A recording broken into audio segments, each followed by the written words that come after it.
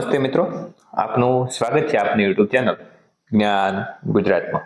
તો મિત્રો આજે વાત કરીશું કે ખેતીવાડી નવા વીજ કનેક્શન માટે અરજી પ્રક્રિયા શું હોય છે, કયા જરૂરી કાગળો જોઈએ એટલે કે ડોક્યુમેન્ટ જોઈશે, કયું ફોર્મ ભરવું પડે અને ફોર્મ કેવી રીતે ભરવું, આ સંપૂર્ણ માહિતી જોઈશું આ વિડીયોમાં।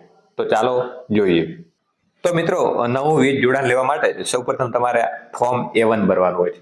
જે ફોર્મ A1 આ રીતનું આવતું હોય છે।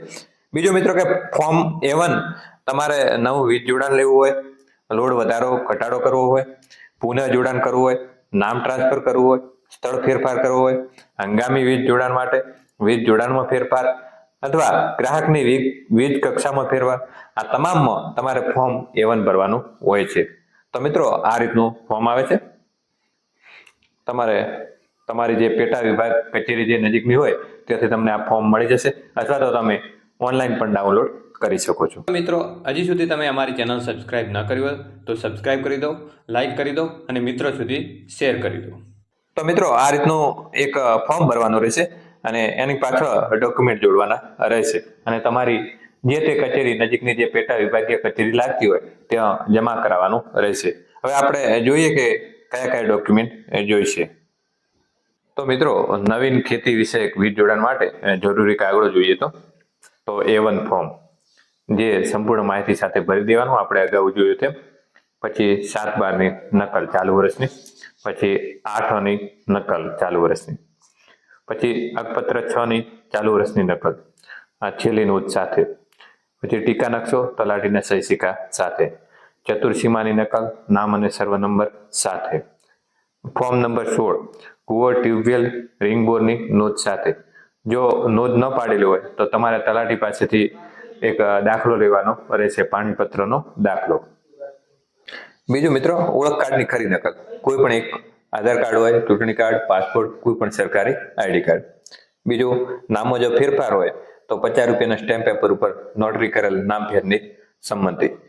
બીજું જો 7/12માં એક કરતા વધુ નામ હોય તો બાકીના ભાગીદારો 300 રૂપિયાના સ્ટેમ્પ પેપર ઉપર નોટરી કરેલ બાહેધરી। બીજું જો 7/12માંના કોઈ પણ ભાગીદાર મૃત્યુ પામેલ હોય તો તેનું પેઢીનામું અને હકપત્ર 6માં વારસદારના નામની એન્ટ્રી ફરજિયાત તેમજ હયાત વારસદારોનું 300 રૂપિયાના સ્ટેમ્પ પેપર ઉપર સંમતિપત્ર અને નોટરી કરાવીને લાવવું।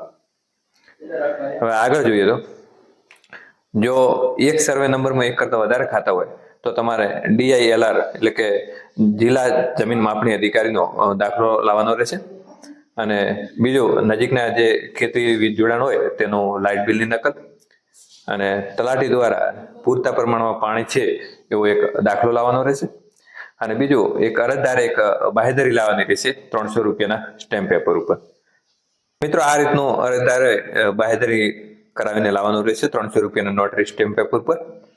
અહીં તમારે નામ લખી, ઉંમર, વર્ષ, ધંધો, રહેવાસી, આ તાલુકો, જિલ્લો, બાહેધરી આપીએ છીએ કે અમે મોજે ગામ, આ સર્વે નંબર, આ ખાતા નંબર, આ હેક્ટર આટલી આરક ગુઠાવાળી જમીનમાં બોર કે કૂવો બનાવેલ છે, તેઓ અમો ગુજરાત વીજ કંપની લિમિટેડમાં ખેતી વિષયક વીજ જોડાણની અરજી કરેલ છે, જેને માટે અમે બાહેધરી આપીએ છીએ કે સદર સર્વે નંબર જેમાં અમોએ નવા ખેતી વીજ જોડાણની અરજી કરેલ છે અને તે સાચો સર્વે નંબર છે અને ભવિષ્યમાં પણ જો સર્વે નંબર ખોટો માલુમ પડશે તો અમે વીજ કંપની લિમિટેડ દ્વારા અમારું વીજ જોડાણ કાપી નાખવામાં આવશે તથા અમારા સાચા સર્વે નંબરમાં ખસેડી નહીં આપવામાં આવે એવી અમે એક ખાતરી આપે એવી બાહેધરી આપીએ છીએ।